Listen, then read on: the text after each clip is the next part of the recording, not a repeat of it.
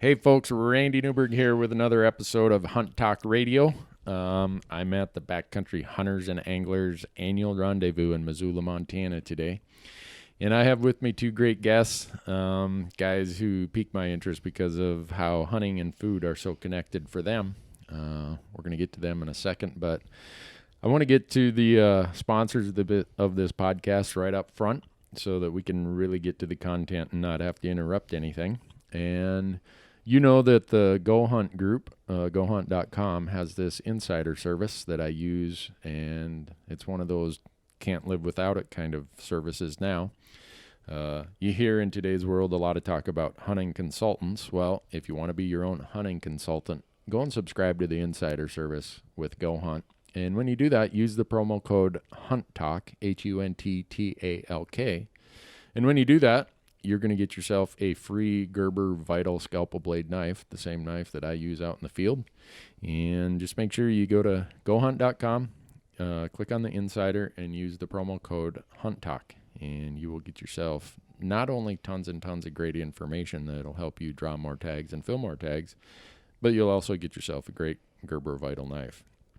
And the other sponsor of this podcast is Onyx Maps. Those of you who hunt the public-private land interface the way I do, you know that I don't leave home without my Onyx Maps. Whether you have the new Hunt app that you use on your phone or whether you use the chips that go in your GPS, go to onyxmaps.com. Every state in the country, it's going to give you some of the greatest information you could ever ask for. It's going to make you hunt safe, hunt smart, and hunt confident. So, with no further delay, I have two guys who, one I know really well, one I've come to follow because of all of his writing about food and cooking, and Hank Shaw from Sacramento, California is with us. And Hank, I don't want to give the wrong introduction for you, so you can introduce yourself however, but I think before we turned on the mic, you were saying hunter, angler, gatherer, forager. Exactly. I run the website Hunter, Angler, Gardener, Cook, and I write cookbooks. And basically, I'm at the interface of food and wild food. So hunting and gathering and berries and mushrooms and deer and rabbits and fish and all that sort of thing. Cool. And also with us is J.R. Young. He is the California chapter chair of the Backcountry Hunters and Anglers. And J.R. and I met through, I think, our Hunt Talk web forum is where you and I kind of bumped into each other. And since then, I think I probably waste more of your time than probably you care to have to deal with my crazy questions. And hey, JR, why don't we apply for the same moose tag in Idaho this year? We got a 50-50 chance. Well, JR was the 50 and I was the 0. So, but JR is, I don't think you write about cooking, but on my website, the Hunt Talk forum, you sure provide a lot of information about cooking and other stuff. And so any specific, you're a business person. I don't want to fault you or taint your reputation by talking about your professional introduction, but you got any personal introduction about hunting that I'm missing here? Not really. Food's always been important to me. My mom was as Hank pokes my belly, I wish you guys could see that. Never trust a skinny chef or something something to that effect. But you know, I was kind of a maybe an offshoot of Darwinism, as my mom grew up in northern Minnesota, and the only thing she knew how to cook was hot dish. Yeah. Wait, can you imagine in northern Minnesota if they didn't make Campbell's cream of mushroom soup? Or tater tots. Tater tots. Everybody would starve to death. You go to a funeral or a potluck or a smorgasbord, as they call it up there, and there's 8 people got the same tater tot hot dish that they brought. Oh, I like that one. It's got the potato chips on top. Yeah, there you betcha. Eh? Oh, that was good there the other day. But anyhow, JR, didn't mean to interrupt you, but yeah, no. So food is a hobby of mine. I worked in restaurants all through college, whether it was front of house stuff. I'm not professionally trained. I watched a lot of TV when there was actually really good cooking shows back on TV. and just really enjoy it, and tying that into, hunting since I was, officially since at the age of 12, just tying in the food that I get to go hunt and I get to cook it. Cool. Well, a lot of people who follow our podcast or our TV show or our Hunt Talk forum or our new YouTube channel, I just did a YouTube piece called Why I Hunt -food. And I came to hunting through food, probably like you guys did. I'd grown up in northern Minnesota. Everybody, if you didn't hunt it, grow it, shoot it, catch it, that's what a lot of people ate, what they harvested, whatever you want to call it, what they took from the wild.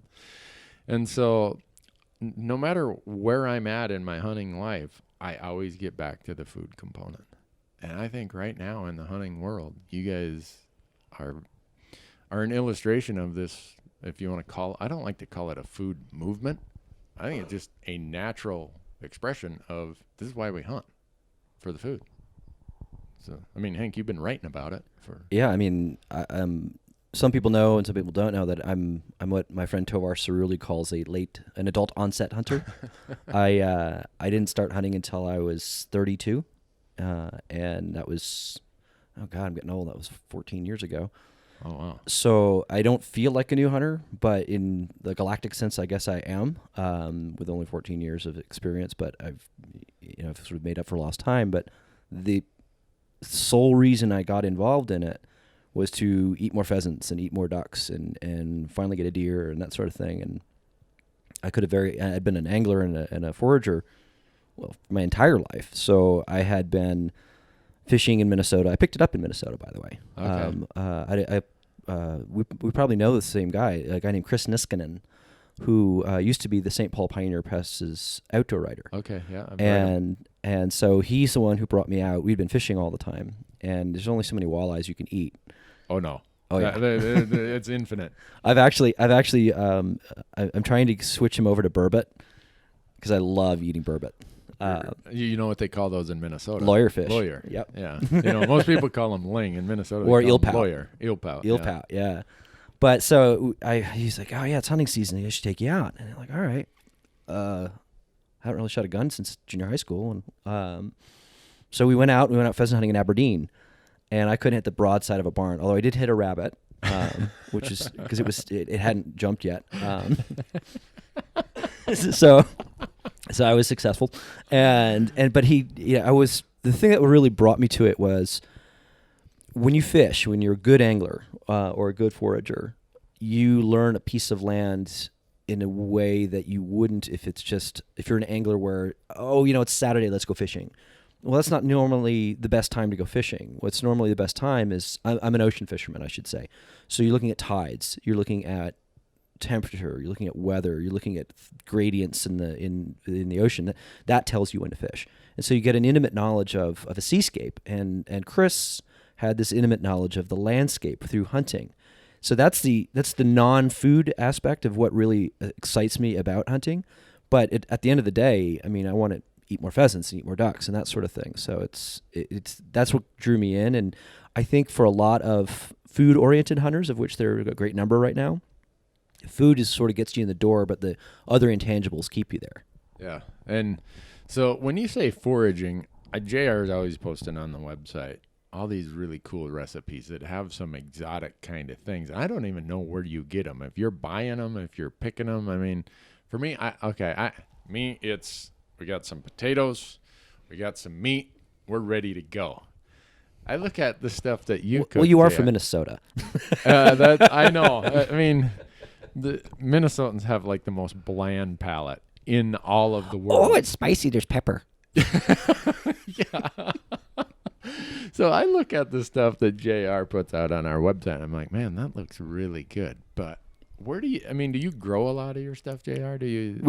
We've got a garden that we've cultivated kind of the last few years, on and off. Had a small house fire a couple of years ago, but that's another story. but we grow a lot of ingredients, and to to be honest, when I moved to California in late 2003, my wife read Omnivore's Dilemma. I hadn't hunted in a few years, and she basically sent me out on a pig hunt, and I was successful, and so I had this pig to cook, but I was kind of searching how to get hunting in California. And I think first I came across, it was kind of in the blogosphere. This was probably 2007, 2008 time frame, and I came across Holly's website. I think when she was blogging, and then being Hank. Holly is my girlfriend of many years. So I mean, if we had common law, she'd be my common law wife. But her site was NorCal Cazadora. Yeah. So came across NorCal Cazadora, and then found Hank's site, and then I think even I found Tovar's site then. But at that point, that's kind of when I started following Hank, and I found a lot of inspiration of just all the different game recipes, and and trying to grow my own stuff. And we live in California. Food is really easy to come by. We have tremendous farmers markets.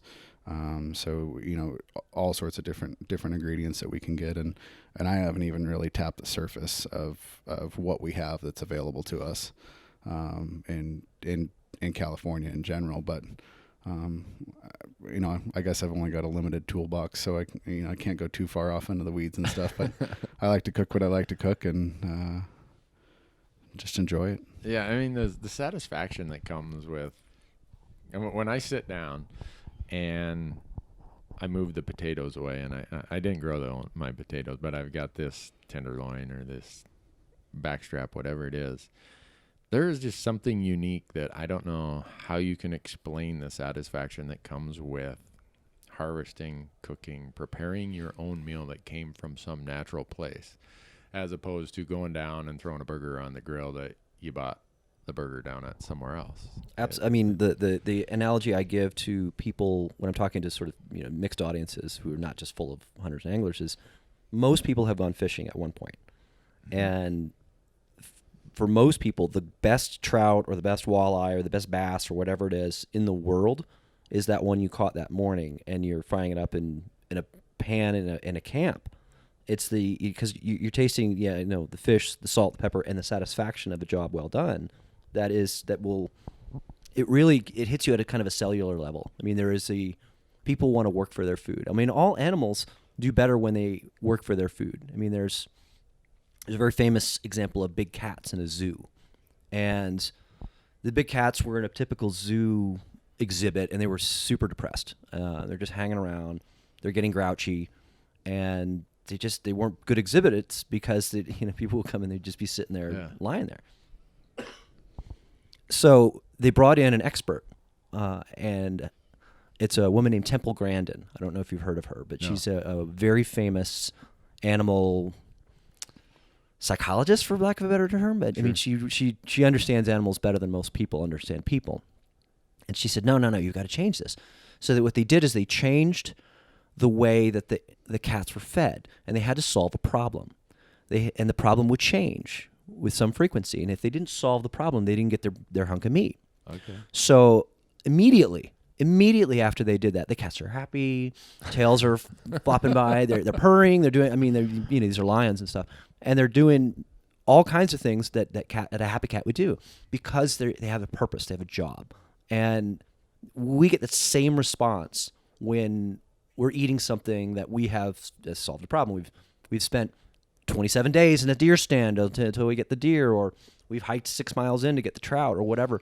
There's that solving of that problem clicks something somewhere deep in the brain, and it's there's no you can't substitute it for anything. Yeah, and that's why I struggle to explain that gratification, that feeling, and everyone tries to corner it into, oh, you're just trying to justify going and shooting a big animal or whatever.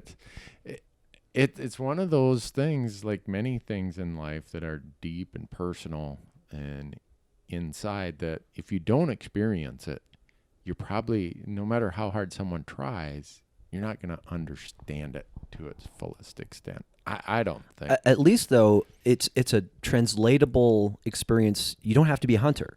You could dig clams. Right. You could catch a fish. I mean, there does seem to be.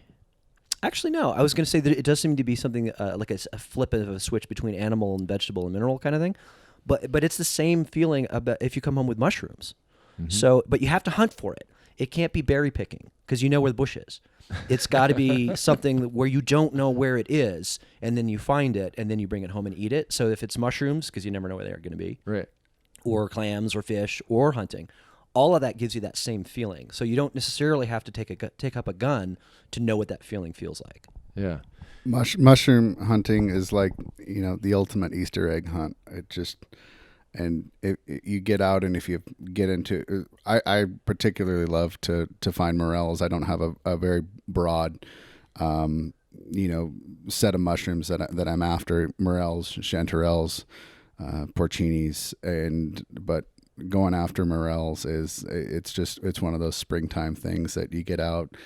The air is fresh. I mean, it's granted we don't really have winter in California, but it's those elements of being able to get out and get out in the woods and hike around, and you find those spots of morels, and it really is a rush. I mean, it never goes away. You find a flush of 15, 20 morels, and you get down because you see one, you get down on the ground and you pick it, and you see another, and you see another, and it's just I call that knee walking. Yeah, so, you get down on your knee and you're cutting one, and here's the thing, like you never move until you look around, right? Yep. And then you're like, okay, I'm going to move that way because there's one. And then you hope that when you knee walk over to that other one, that you see another one that you can then knee walk to. And I just spent like a whole hour down cutting morels, just going like knee to knee to knee.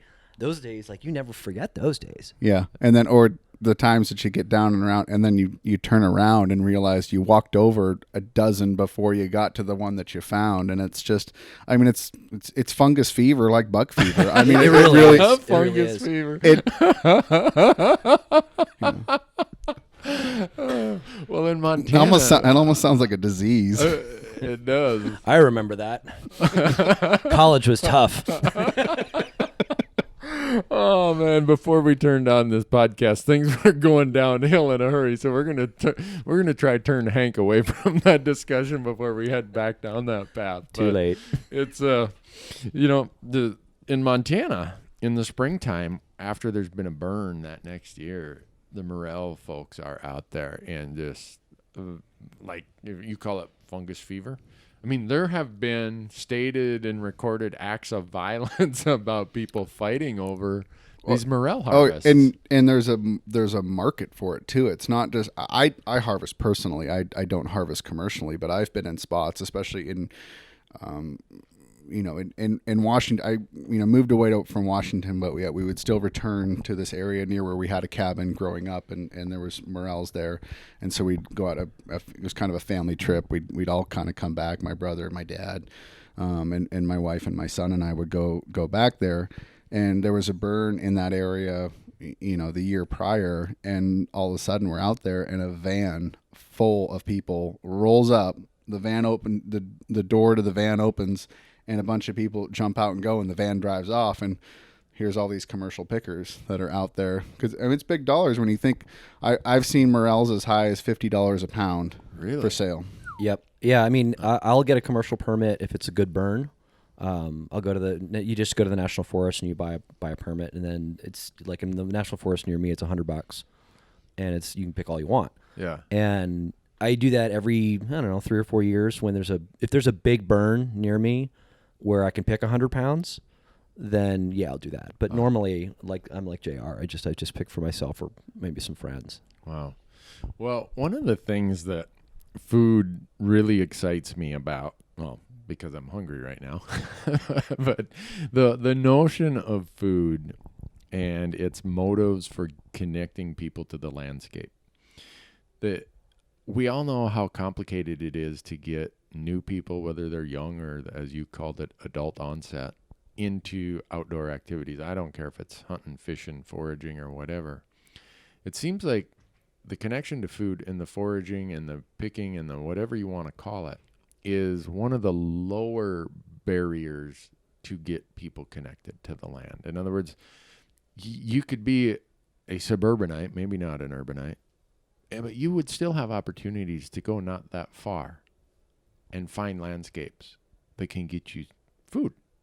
I mean, and whether it's small game, whether it's... well, you can do it in an urban environment. There's an entire urban foraging movement. Tell me more about that, Hank. Because to me, when I go to an urban environment, I'm like, get me out of here. Well, I was born and raised in New Jersey in a very suburban area, and I've spent much of my teenage years in Manhattan. So I mean, I'm the opposite. I like cities, but this whole urban foraging movement is, first of all, if it's in an area that has fruit trees, most cities will have a law where, like, okay, so if I've got a tree and it droops over public ground, i.e. the sidewalk, what's over the sidewalk is fair game. Now you can't cross the fence, and then there's lots of people, I mean, especially in California, where I don't know how, I mean, I've got an orange tree. I mean, I don't know how many oranges I can eat, right? Yeah. You know, if I've got 500 oranges in my tree, I'm not going to eat 500 oranges. So, you know, there are these either gleaners who will pick them with permission, or, I mean, the other thing that we do I mean, you can do this anywhere if you did it in Minnesota, it would probably be apples and pears, is just swap. Yeah. And there's lots of these trees in cities. There's an entire I mean, most landscaping plants have edible berries. Like I see right on this hotel outside, there's Oregon grape, done as a landscaping bush. Delicious berries. I mean, they're tart and they're sort of sweet, and they make a fantastic jelly. And those kinds of plants are everywhere. And there are people who tap into that. Like there's a place in Portland, Oregon, where somebody decided to plant cloudberries. And I don't know if you've ever had a cloudberry. It's an Arctic relative of a raspberry that tastes like awesome. Okay. And it's the only place outside the Arctic I know of them. So, like, I'll actually drive up to Portland, which is 600 miles. I mean, it's not the only reason I'm driving to Portland, but no, right. I'll always try to make up, oh, yeah, the cloudberries are in. I hope nobody's picked them yet. So, yeah, I mean, you don't have to be in the wilderness to get that, but it sure helps. Yeah. Well, I just see so many people coming to hunting through the food movement, and just they're concerned about the quality of their food and the origin of their food.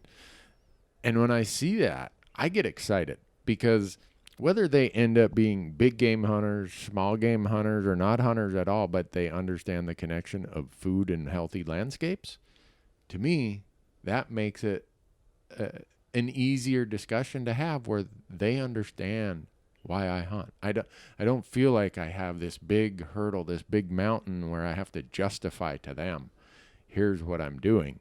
They are connected to the landscape because of those activities. And for you guys to live in a highly populated place like California and be able to do what you guys do with the landscapes and with the foods there, to me, it's fascinating to me. I'm almost like watching you guys from afar as an audience, saying, how cool is that? How in the hell are they doing that? And I mean, JR, your wife's a doctor. I mean, you guys are all about what I gather anyhow, and talking to you when we discuss it and reading what you write. Food quality is pretty high up your list. Yeah, it's definitely up there. My wife's a naturopathic doctor, so I like to joke that she treats people with twigs and berries, but that's not really the case. She has a pretty successful medical practice. There are seeds too, probably, and roots. Don't forget the roots. Strange herbs.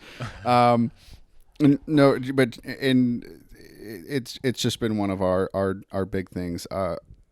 Most of what we do outside of work for us is food related, whether that's gardening. I like to collect wine and drink a lot of beer, taste a lot of beer.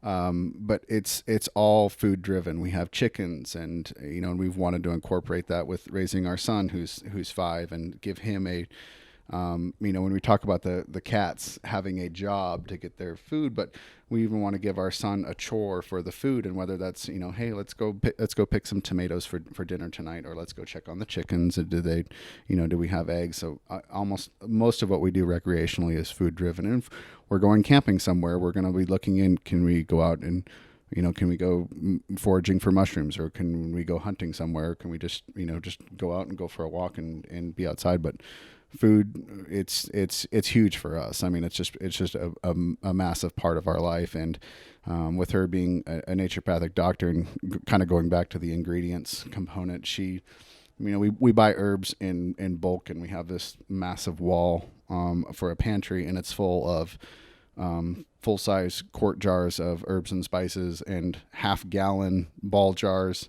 of different teas and mixtures and all sorts of strange stuff. And we just get these herb catalogs, and we'll just buy stuff because. And just as a note to the readers, don't ever buy a pound of dried chives because it comes in a garbage-sized bag. But that's my wife. She was slightly impulsive in checking off that I needed this, and this, and a pound of salt and a pound of chives ends up being a quite different size comparison. But that's it's just really important to us because food is it's this old brain thing that drives a lot of people. And not to say that we don't go out and get fast food occasionally. I mean, we do, but to the extent that we can, we like to have high quality food. We love to entertain. That's a big thing for my wife and I. We love to bring people in. Ultimately, I'm kind of an introvert, so I don't mind being sequestered into the kitchen, but I love feeding people. And she's Italian. She totally loves feeding people. Wow. And that's really important. And to be able to share wild game or mushrooms or fish that we've caught, herbs that we've picked, it's a lot of fun. And to see that reward of people, I did a bear ham for Easter this year. Wow. So, and I had some vegetarians at my house, but I had people that, just wanted to enjoy that experience. And I'd never done a bear ham. I used Hank's recipe. You can go to the website to find that recipe. What is that website, Hank? That is Hunter Angler Gardener Cook. .com. It's like when people were, can I get your book? It's available wherever fine books are sold. Well, you guys are touching on some things here that I've been a subscriber to what I think might be a myth, that hunting, fishing, gathering is only can be a rural pastime or a rural pursuit. You guys have just told me a lot of things that are like, you know what? I'm no longer going to necessarily buy into this. Oh, it's too hard for people in cities, or it's too hard for people in suburban areas. Maybe everything else is just too One convenient. of the best bird hunters I know lives in the Bronx. What's he hunt in the Bronx? He doesn't hunt in the Bronx, but he lives in the Bronx. Oh, I got you. Okay. So, I mean, it's, obviously you can't shoot a gun in like, suburbs or cities. Maybe I do But- like cities. But where people, yeah, exactly. Well, the guns are shot, just not at game animals. But yeah, you see. I'm trying to think about that when I was a kid in Jersey, you would get on headboats, on fishing boats, and you'd see guys drive in from the deep, Manhattan or the Bronx or Brooklyn, and they drive or take the train out, and they've had their rods and reels and their buckets and stuff on the train, and take it out to Freeport or somewhere in Nassau County, and then they would get on the boat. So the urge to do this is you can't do it in the city. Although I've seen people catch striped bass right at Battery Park, and I've seen people pull out champion smallmouth right near the wading pool in the Potomac River in Washington D.C. And I mean, where I live in Sacramento, we have the second greatest shad run in the world in the city limits. Really? Yeah. And do a lot of people take advantage of that? Yeah. Yeah. And there's stripers there. And then you can catch Chinook salmon right in downtown Sacramento, and people do. So hunting, sure, there's a firearms issue. But I mean, there are places in suburbs where you can bow hunt, and it's so, yeah, I mean, it's easier if you have the freedom of movement in a wild place, but it's not. People will find a way. That's just so. For me, I'm sitting here like, all right, all of Randy's biases or preconceived notions are starting to crumble here on the table in front of us, because I grew up rural. I've mostly lived rural, and I always mistakenly think of my manner of acquiring food as a rural pursuit. And maybe it is more rural just because of the convenience of it. But if we're going to expand this window of, or this opportunity of people concerned about food origin, food quality, maybe for me anyhow, it's comforting to hear you guys say that, you know, where you live isn't necessarily a constraint, that you can't. It's not the excuse to say, oh, I live in the city or I live in an urban area, so I can't do this. Is that it's safe to say that? I mean, JR, you live in the Bay Area, right? Yeah, I'm in the Bay Area. I mean, technically where I am is rural, but I live very close to downtown Los Gatos, which is really just a bedroom community of San Jose. I mean, there's the South Bay area is flooded with people, but we have just right below my house, we have a reservoir that people are out fishing frequently. I'm right in the heart of the Santa Cruz Mountains. There's tremendous opportunities right there. And literally any of the folks in the Bay Area, whether it's they're on the East Bay side or on the peninsula side, there's hills that they back up to, and they can run out and jump in those hills really easily to go out and find something, or they can take a journey farther.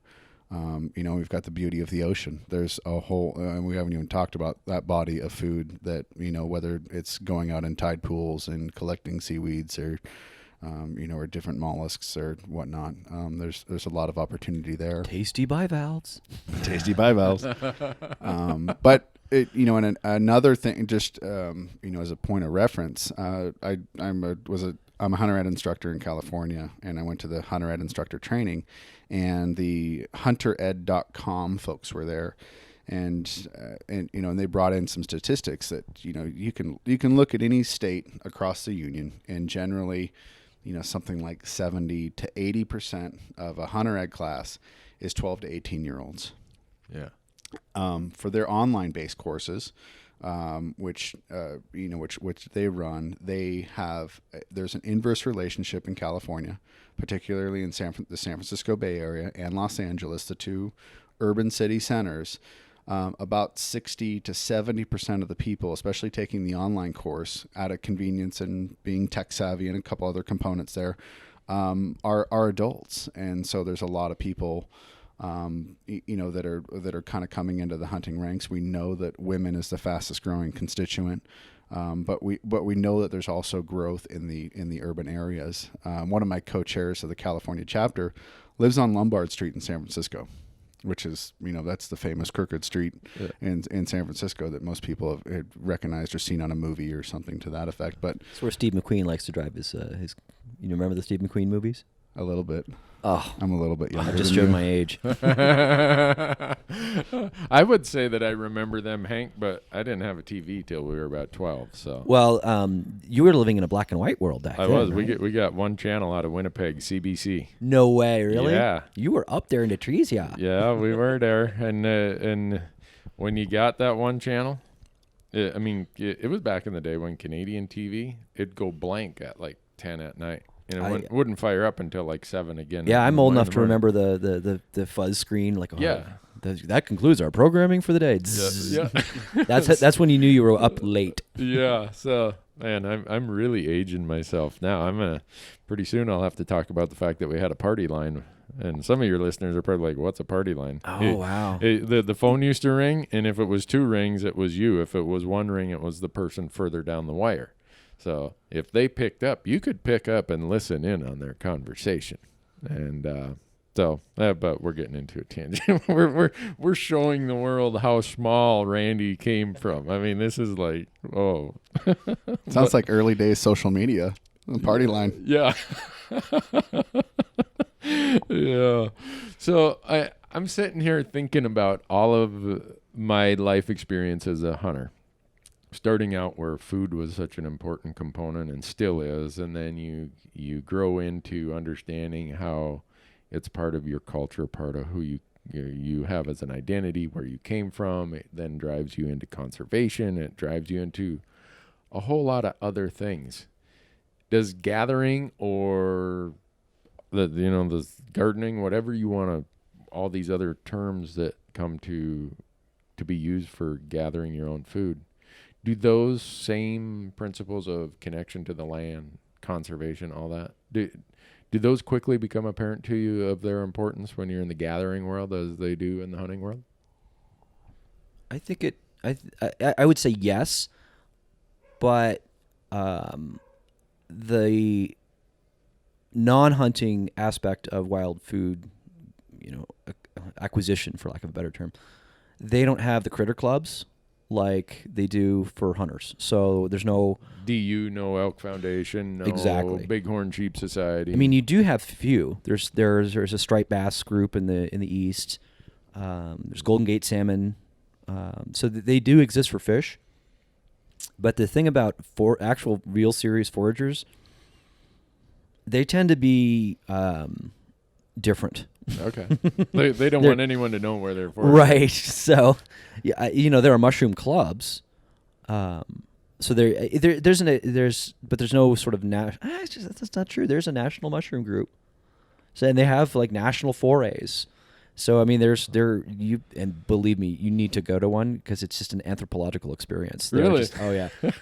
It's like I don't know if you're familiar with Hogwarts. It's in Harry Potter. It's like you're going to Hogwarts. It's just bizarre. Like mushroom hunters are great people, but they're different. Okay. They're So I mean, if you're a forager, you're a serious forager. Are you like some of my buddies who are serious hunters, where they drive their wives' Honda Accord to the trailhead because they don't want anyone to know where they're hunting? Oh, morel hunters? Yeah. I've met morel hunters who won't tell their wives, their kids. Like they'll be on their deathbed. It's behind the cottonwoods. It kind of goes back to your discussion earlier today on elk on public land and how you won't give up those late season big bull spots. Yeah. That's mushroom hunters are like that with all their spots. Really? It's are they recurring spots or Depends on the mushroom. Okay. Like morels in most of the country are, porcini are, it's sort of porcino is it's the king of all mushrooms. It's a great big mushroom. They're very firm. People go to great lengths to look for them, and they're primarily Rockies to the Pacific coast, but they can be found in the rest of the country, but they're extremely rare in a place like Ohio or Maine or something like that. But we, JR and I go nuts over them every fall and spring because there's a spring flush too, and that's a case where I know which particular ponderosa pine that this patch is under. No one's gonna follow you. Not even Holly. It's funny. I mean, fishermen are kind of the same way. Hunters are the same way. Duck hunters are the worst. Like, because you've got your honey hole on a free roam area of a public refuge, and people are like, oh, where'd you go? Around to Delavan. Where in Delavan? Around. Yeah.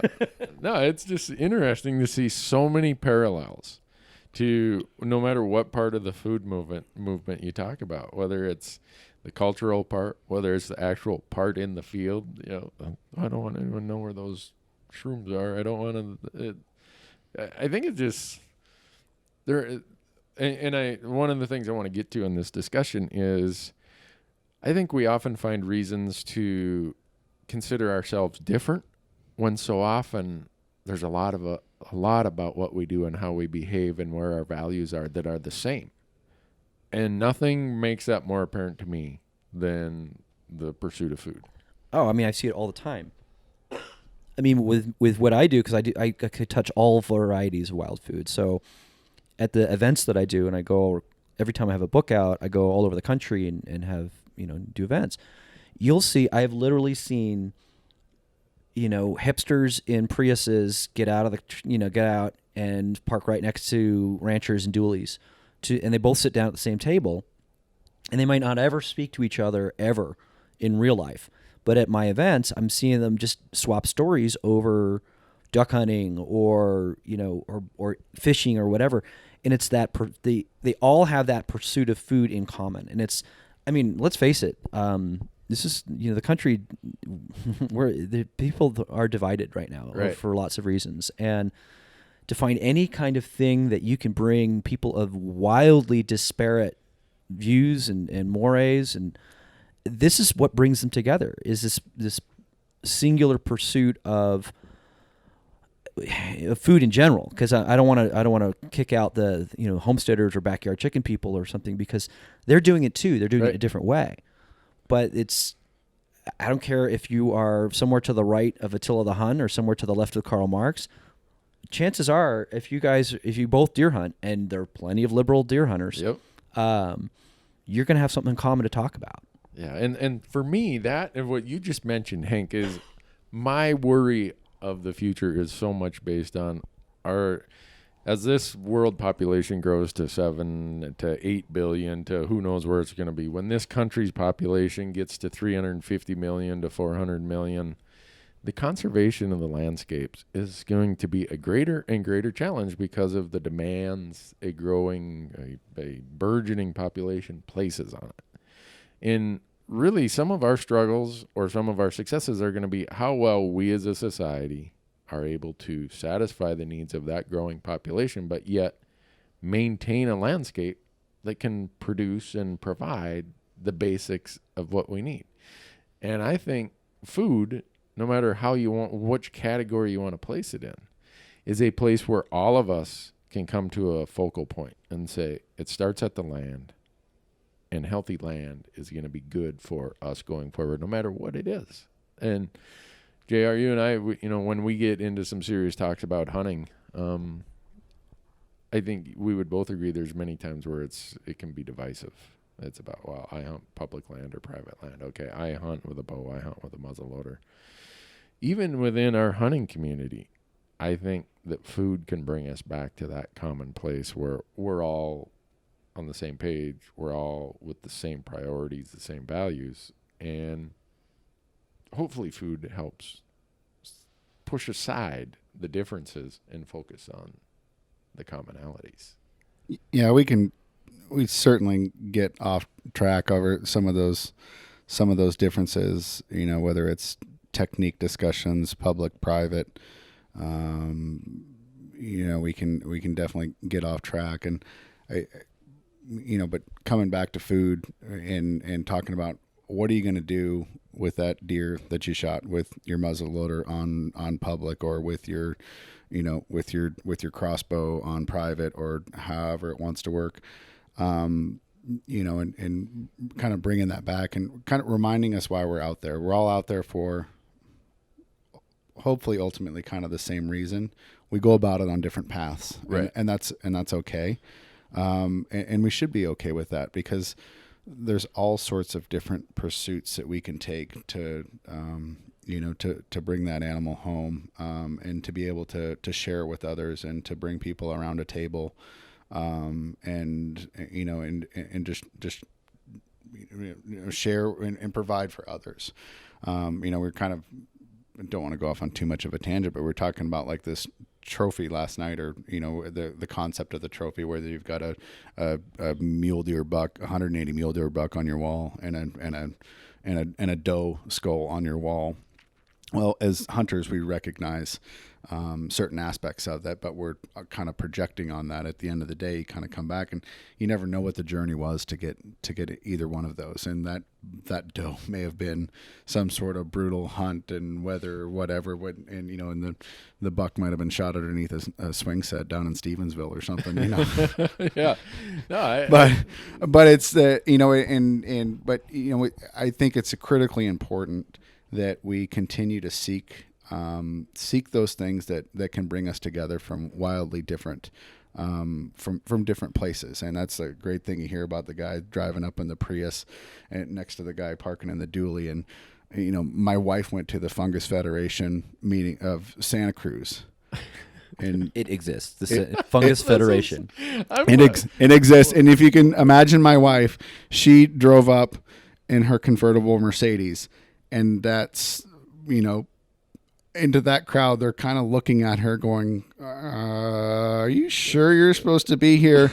But my wife has a background in medicine. She has an extensive background in, in herbs and fungi. And then they're like, you speak our language. Yeah. And they got really, and just different. I mean, I drive an electric car.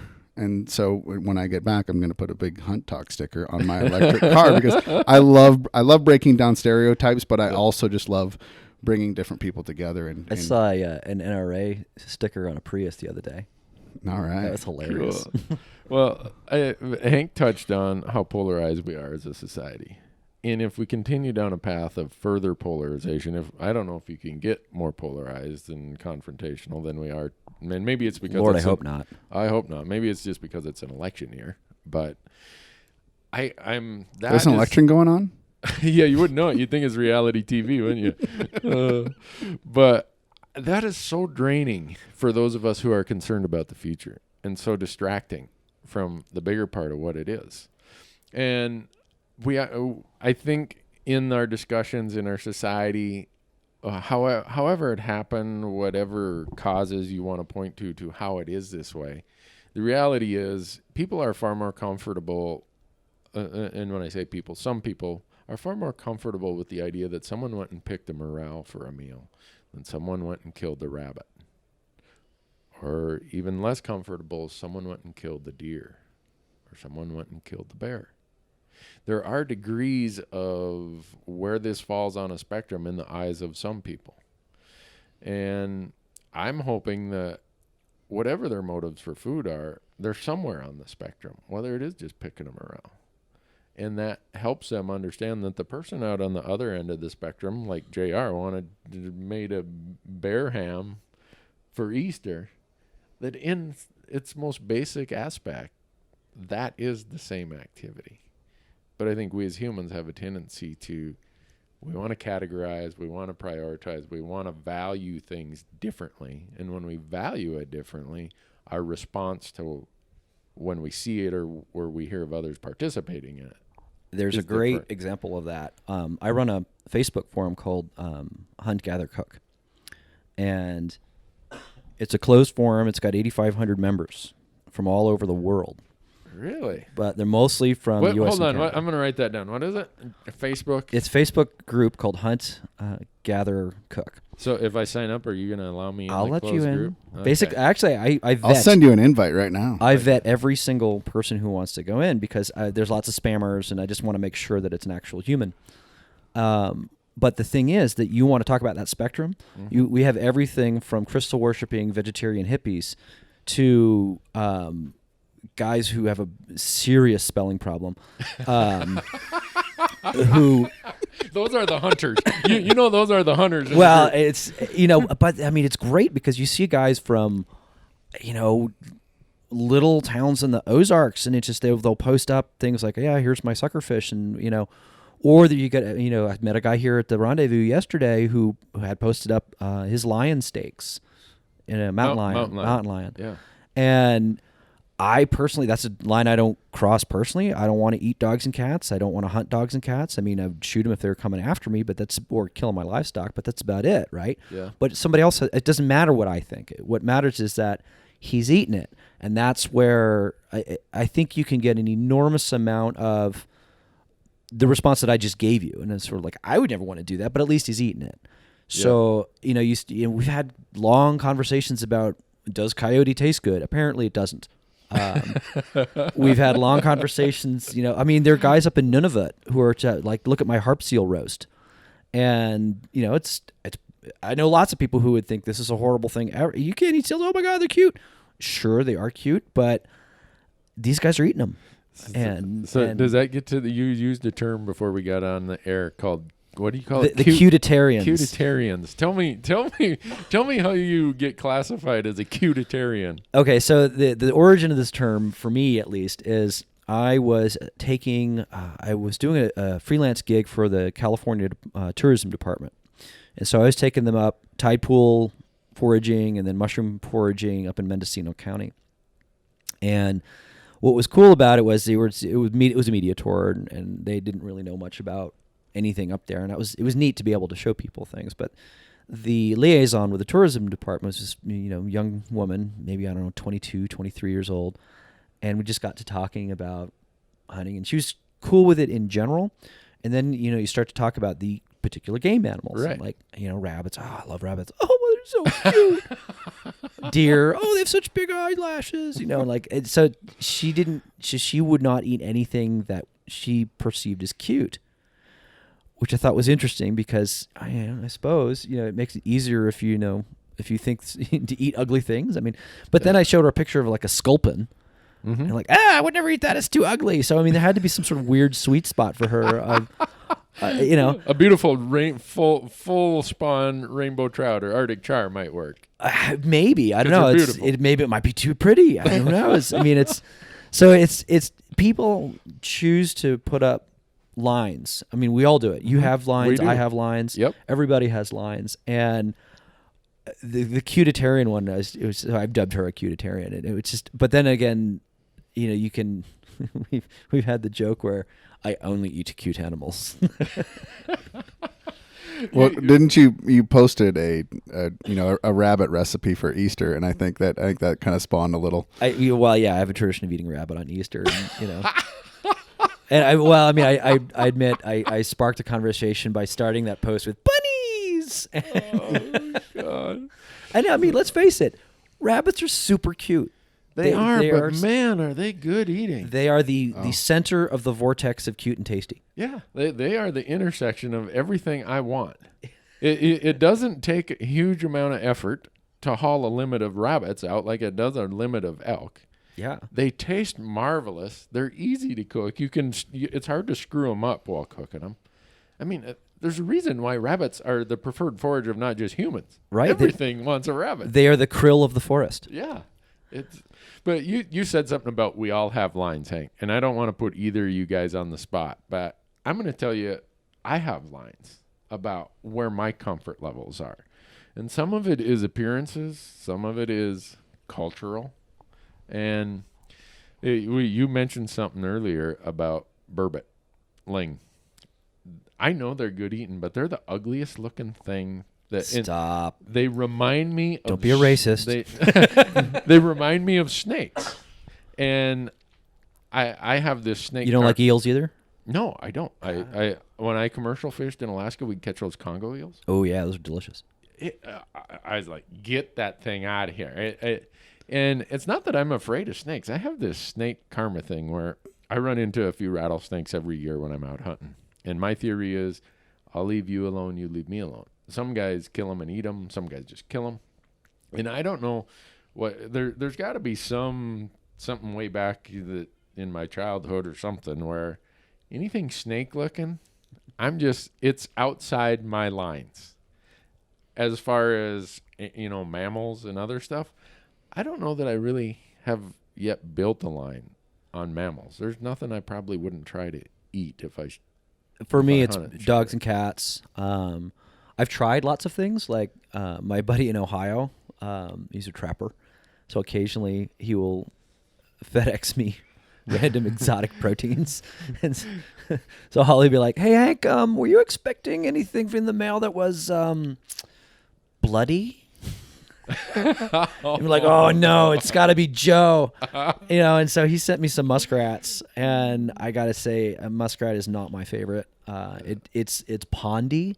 It's not fishy. It's algae-like that can be worked with, but that's an example of something. All right, give it a shot. I didn't have any cultural or moral opposition to it. I just didn't happen to like it, and where I have kind of a personal, cultural / moral barrier about dogs and cats. Yeah. Some people have that with bears. Right. No, I know. I run into a lot of people who have that with bears. And JR, you got any lines you I'm kind of at the dog and cat level, although last year on a bear hunt in Montana, somebody brought some mountain lion.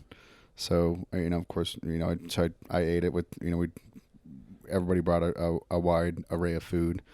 But that's kind of it. I mean, certainly we could talk this on a kind of a global perspective, but I don't know if I'd, be eating, certain varieties of jungle animals or, anything else. But, from the North American perspective, I think that's a pretty fair line for me. I'm kind of, though, I'm kind of a, trying anything once, twice if you like it type person. So how was the mountain lion?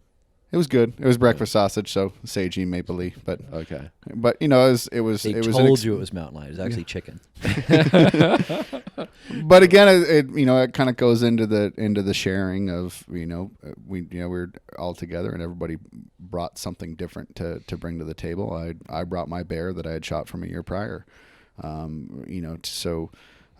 I don't have a ton of distinct lines. I mean, I think last year at the BHA rendezvous I tried bowhead whale, and I tried that too. That was kind I of don't need to try that again. I mean, No, I it was- have nothing against the fact that the natives up there harvest bowhead whales, but I ate that thing, man. It like you ate the tongue off your boot that was coated in Vaseline or something. I kind of likened it to a can of tuna fish that's been open for 3 days, coupled with like week old bubble gum for texture.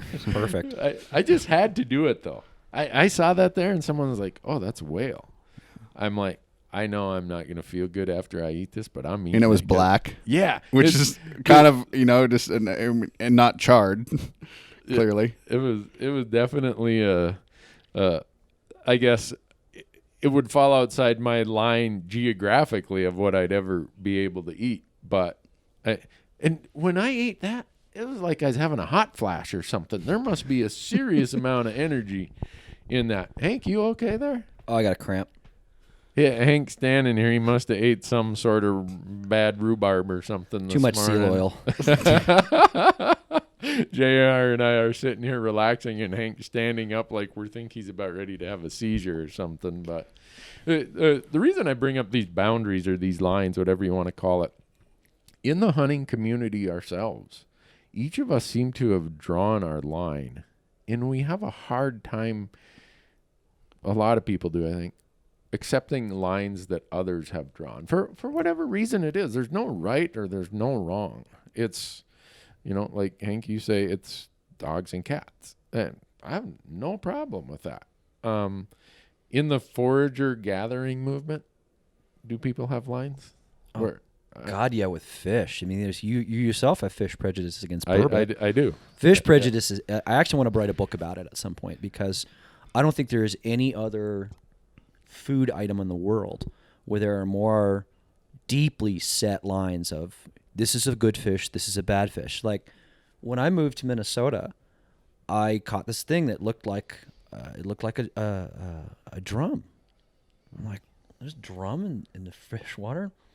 Awesome. Yeah. Because you catch croakers and spot in the East Coast, and you catch redfish in the Gulf, and here's this drum, and I cooked them up, and they were fantastic. And everyone said you would eat a sheep head? Exactly. Everyone was like, sheep's head. Only those other people eat the... Right, yeah. They got do you know they got rocks in their head? Did they tell you that too? Yes.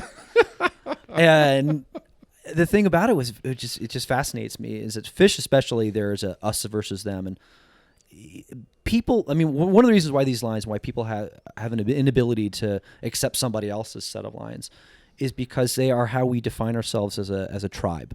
Mm-hmm. And whatever that tribe is, whether it's, white Minnesotan, black Kentuckian, Russian, Hmong, East Coast, West Coast, these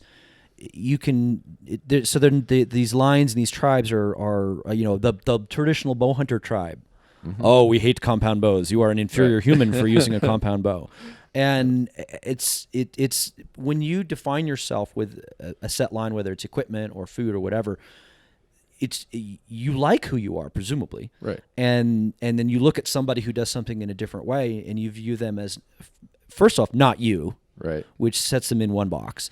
And then because you like the way that you do things, it's easy to say that not you is somehow not as good as you.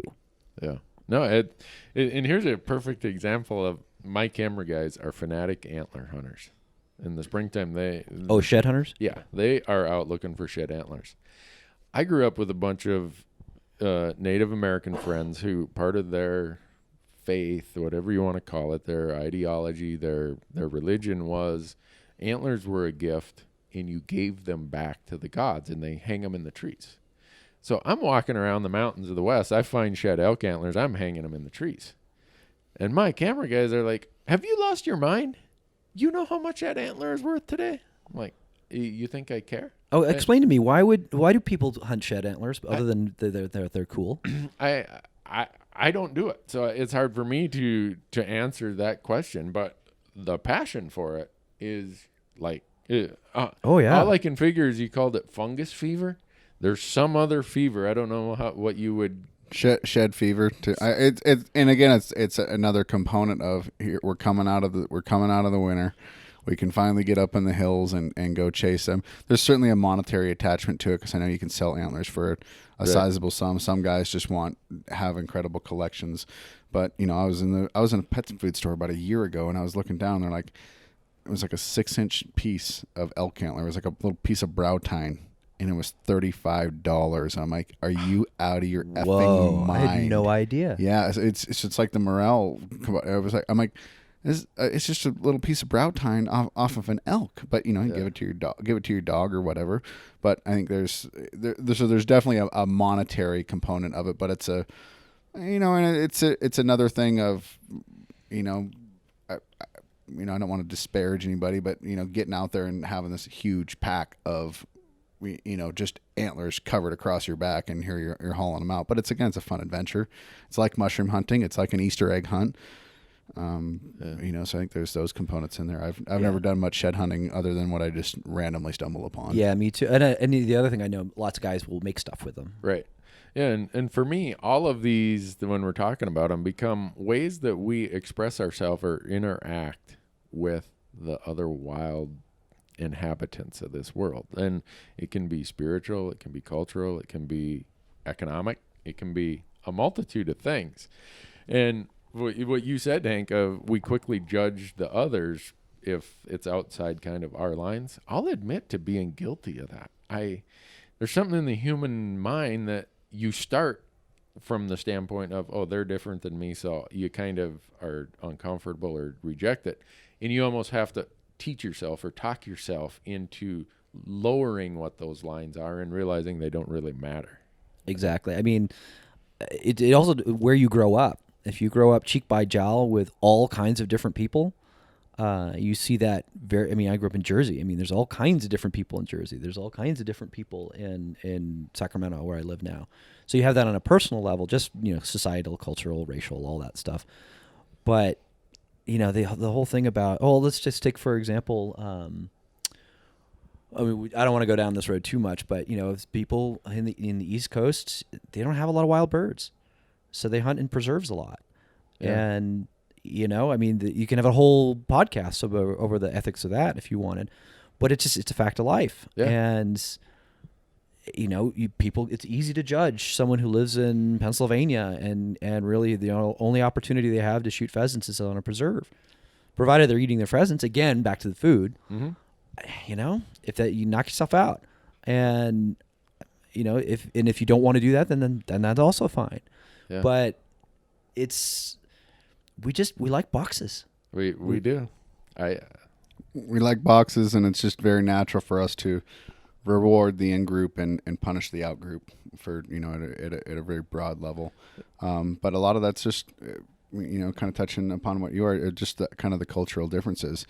I was in Georgia last month visiting my brother, and he's like, do you want to go on a quail hunt? And he's like, I know somebody and we can go. And so it was a very different experience for me going out to this quail property. It was like 3,000 acres. It was massive. It wasn't a planted bird type hunt, but it was they sourced them preseason and put birds out there. So it was a fairly wild experience. But these are just the different experiences that folks grow up in. And I'm sure down in Georgia there's a ton of tree stand whitetail hunters. That's very different from what I do when I either hunting in California or one of my many trips up to Montana or Idaho to go hunting.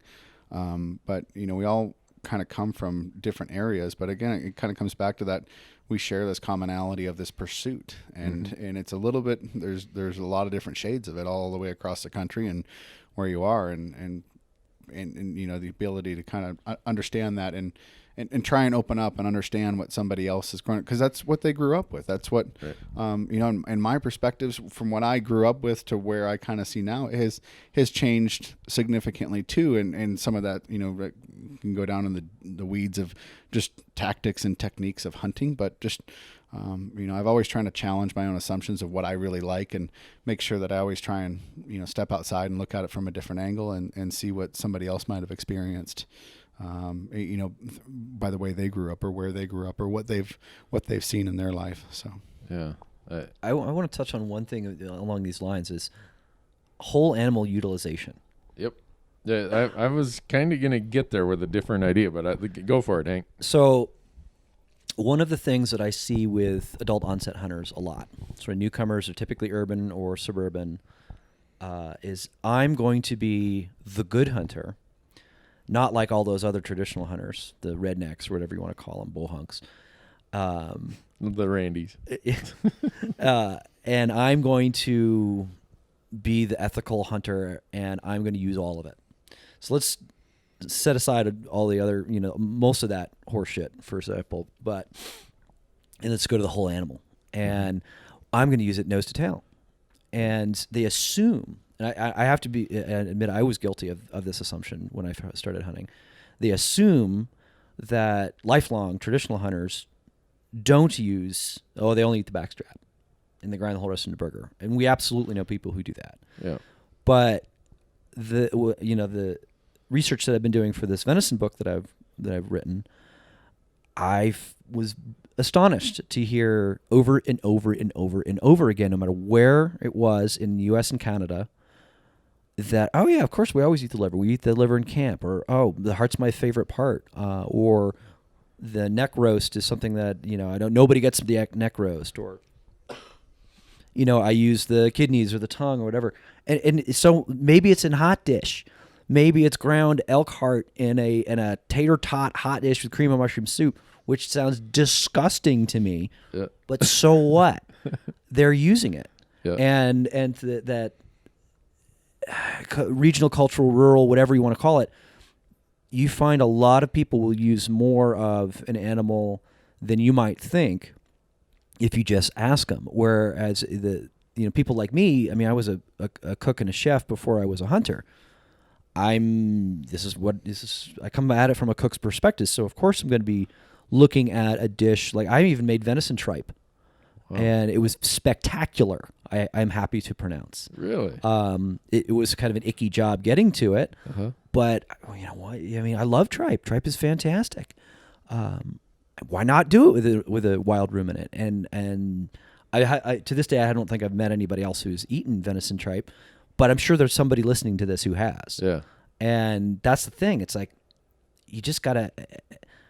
It's a false barrier. That you hear, a lot of, I hesitate to use the term hipster hunter, but I will. New urban, suburban hunter who goes at it and their stated goal is to go nose to tail. And they make the assumption that somebody who grew up in northern Minnesota never uses anything other than the backstrap or maybe the hind leg. Yeah. And that's just not true. No, it's not.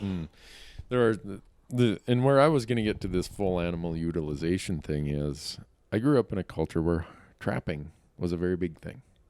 I trapped growing up. I paid for my spring semester, my first year of college, by over Christmas break and spring break trapping muskrats and beaver. And in that culture, you couldn't eat 100 beaver. You might trap them and you'd use their fur and you'd grind them up and you'd take Must resist juvenile joke. Yes, please do. So you would, and I don't know if you'd call it rationalize or it was just economics. You would take the hide of the beaver and you'd sell that, and then you'd take the carcasses out to a mink farm or out to some other farm where they would grind up the carcasses and they'd pay you for that.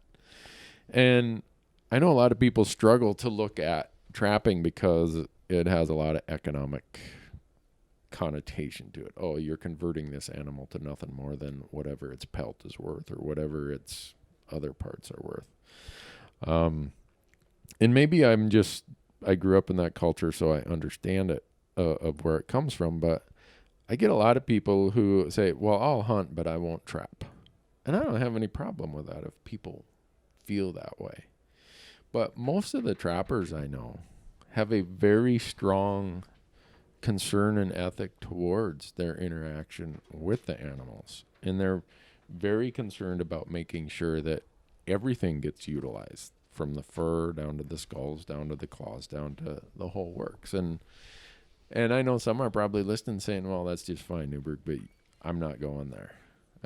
I mean, we've focused on hunting and gathering and stuff here, but another part, whether it's indigenous cultures, trapping and utilization of those animals for economic value is also part of certain tribes. Whether, you know, when you use the word tribe, Hank, I feel like I came from a tribe. However you want to define that, because I carried with me so many traits, characteristics, cultures, traditions of that tribe of Coochiching County, northern Minnesota, that I left there so heavily influenced by that, and I still am today. Whether it's my value systems of how I view the wildlife, how I interact with them, how I use them, all what I think is a fair pursuit, not a fair pursuit.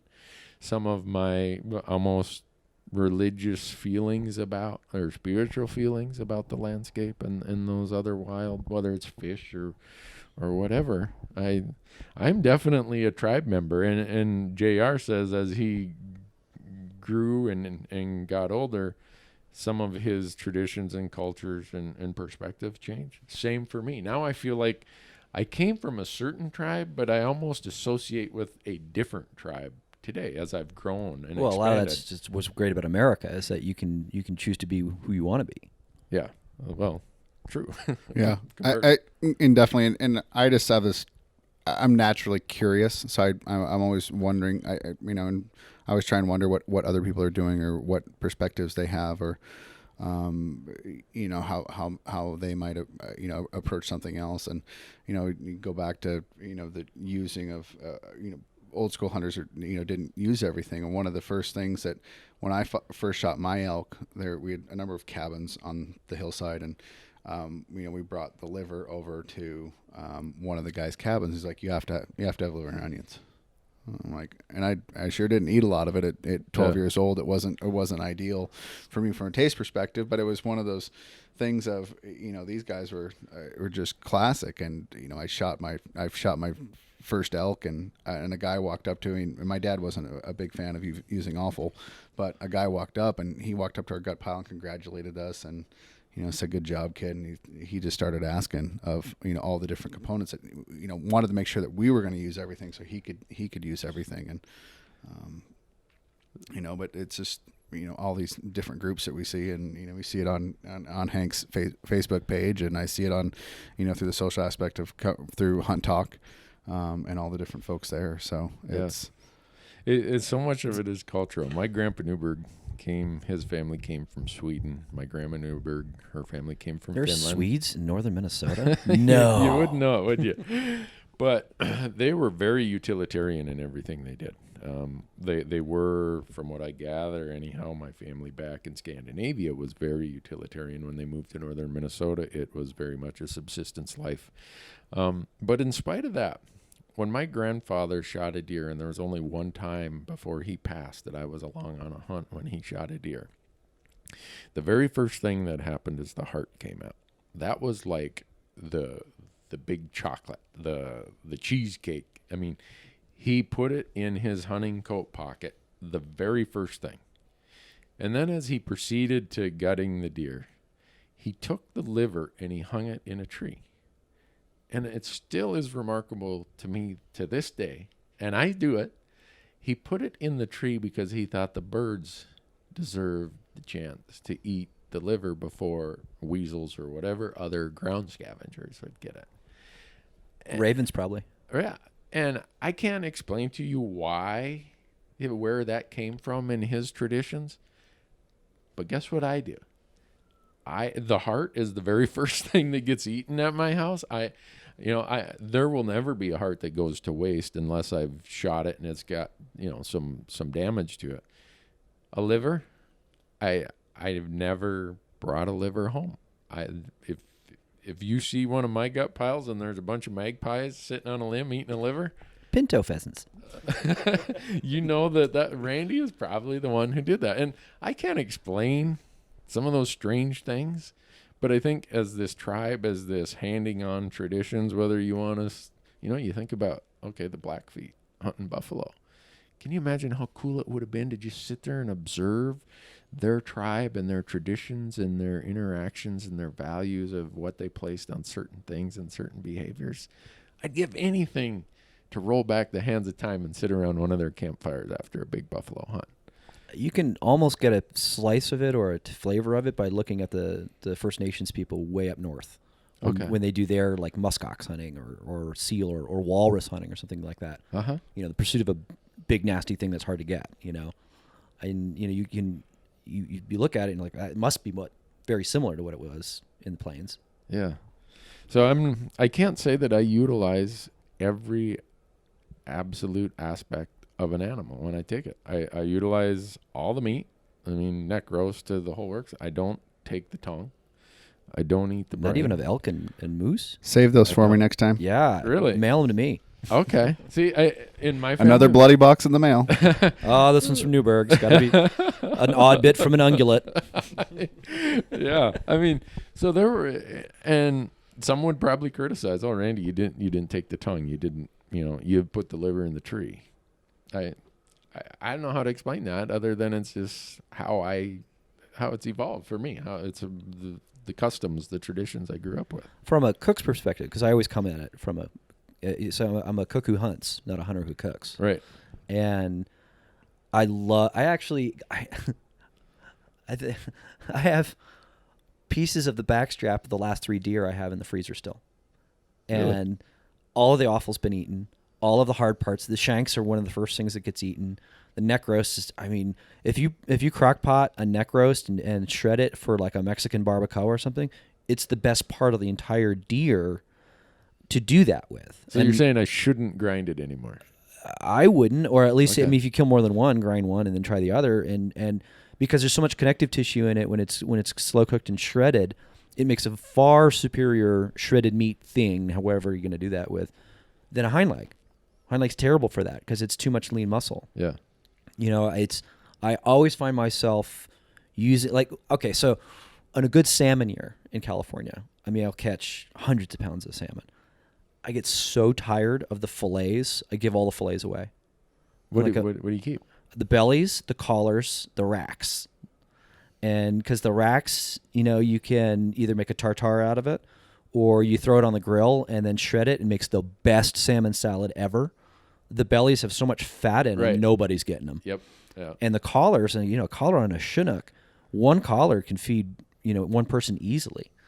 And it's again, the quality of the meats of those pieces on a deer or on a fish. It's a different texture, it's a different grain, it is a different mouthfeel, and I get tired of back stuff. It's okay, and it's fine. There's nothing wrong with it, but give me something that lights my fire as a cook, and I'd much rather. Like I'm still thinking about that. I did venison tripe Neapolitan, which is it's cooked, so it's nice and tender, and then it's finished off in a very spicy tomato sauce. Uh-huh. It's a very traditional Southern Italian dish that I grew up with because I grew up in an Italian. There's lots of Italians in the town I grew up in New Jersey, and that's a cultural thing. Like I grew up with this dish done with beef, and I just tried to recreate it with a venison, and it worked. And I'm still like, oh God, I don't have any more tripe because it's not that much on a deer. Yeah. And you get this whole hind leg, like, okay, it's, I'll deal, it's fine. There's nothing wrong with it, but all the shanks get eaten first, and it's how I approach stuff. And I know I'm a freak. I know I'm different, but so be it. Yeah. I'm kind of the same way. I've kind of grown fond of stuff that's more unique. I'll eat backstrap all day long, but I love the heart. I love the heart. The fish. So when I go salmon fishing, one of my we process it. We get our fish home. We process it. One of my favorite things to do is just grab a spoon and just scrape the carcass. Spoon meat, and grab it and make a burger out of it. and throw it on the grill, and that's the day of the catch meal, and that is one of my absolute favorite. It is. Walk me through that, JR. What, you take a spoon along. So basically you got a salmon, right? You figure you fillet it off, so you've got this spine and ribs. And there's all this meat stuck in there, throughout the ribs and whatnot. And you basically just take a spoon or any type of other thing, and you can just pull it right off, and it's basically ground, quote unquote, ground for you already. Throw it in a bowl, add some spices, a binder, so you probably a little bit of gluten, a little bit of some egg, to bind it together. Throw in some herbs. I don't do salt and pepper on it until I actually get it. It's actually in burger form. Throw it on the grill it up, and it is one of the most fantastic things. And at that time too, I'll have the heads.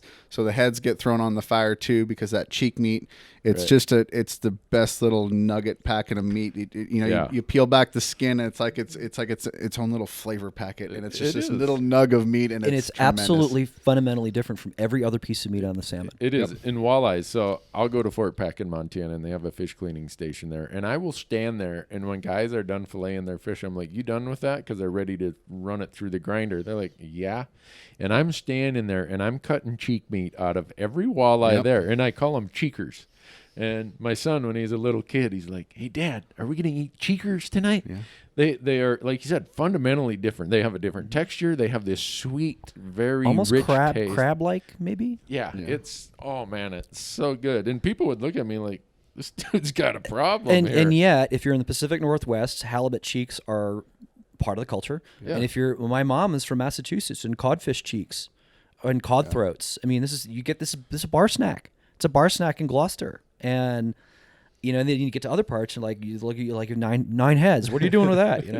Growing up in Seattle, halibut cheek. I mean, again, I love halibut, delicious fish. But I mean, if I had the option of eating halibut steak for free or paying $20 for halibut cheeks, I'd pay the $20 and eat halibut cheeks. Yeah, I'm not trying to go that far, but I think I would with walleye cheeks. I don't know what it is, and when you cook them, you can identify them because they're these like little medallion-looking things, and it's like, all right, honey, I'm going to give you some of these walleye fillets. I'm keeping these cheeks here, and they just, I don't know. There's for lack of a better term, there's so much goodness hidden in a carcass, whether that's an ungulate or or a fish. I mean, I had that moose tag last year. All I could think about, I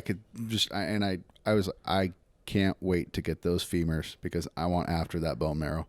Really? That is, and Hank even sent me a note. He's like, "Are you bringing the femurs out or something to that effect?" I'm like, "Hell yes, I am." And because I know a lot of people go hunt moose, and moose is a beastly big animal, and if you can cut weight, bone's going to be one of those things. But there was no way that my first pack out probably would have been the femurs and the heart and the tongue and maybe the head and the rack. Like that was probably what I would have packed out initially. Oh yeah, we did bone marrow. Oh my god, so good. Really, so good. See, that's never been part of my culture or traditions of bone marrows. The bones always got chucked. For the dogs ate them, or what left them out, and the bears would eat them, or however. I have several recipes for bone marrow in the book, and including marrow dumplings. So you push the marrow out like a regular deer, like a typical whitetail. You don't have the super thick femurs. Uh-huh. So you just take a chopstick or something and push that marrow out, and then you make it's a German dish. They're just dumplings that you float them in a dark venison broth, and they're punch your mama good. I'll put it that way. Oh, guys, man, I want to continue this conversation because I know we're running up against time for all of us here. But this discussion of food can go on forever and ever and ever, and it always brings me back to where my heart is about hunting or fishing or whatever it is. As much as I do a TV show and I have all these platforms, and we get into the politics of public lands, and we get into discussions of antlers and trophy hunting or whatever you want to make the topic, those topics often seem to be draining and divisive. But when I get back to food, I just feel like I'm home. I don't know how to say it, but it's just... Well, a lot of the other stuff just kind of melts away.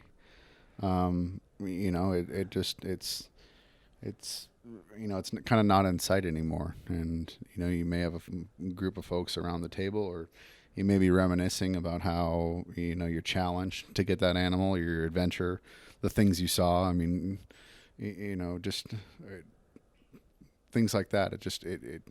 It just kind of brings you back. I mean, the pursuit of food is as old as time. Right. Which is, you know, when you had Shane Mahoney on, just some of those anthropological aspects of talking about hunting and how we've, you know, evolved as a species. It just, you know, we've had a lot of modern constructs to like kind of like get us distracted from, you know, really kind of the core. And that'll happen, and hopefully we can work through those things as a tribe, as a clan, as a society. But you know, it's one of those things that, you know, everybody's got to eat, and there's just so much value in enjoying that meal of not only the pursuit of trying to prepare something really, you know, make this delicious dish, but, you know, the pursuit of how that meat even got in your freezer from to begin with. Yeah, and when Shane was on that podcast, he brought up one of you guys talked about the sharing aspect. Shane talked in depth about how the hunting and gathering culture has always been about sharing, and the food part of it gets us back to this sharing part. Absolutely. I mean, one of my earliest memories as a kid in Jersey is, you know, Louis down the street would come home with like 50 bluefish.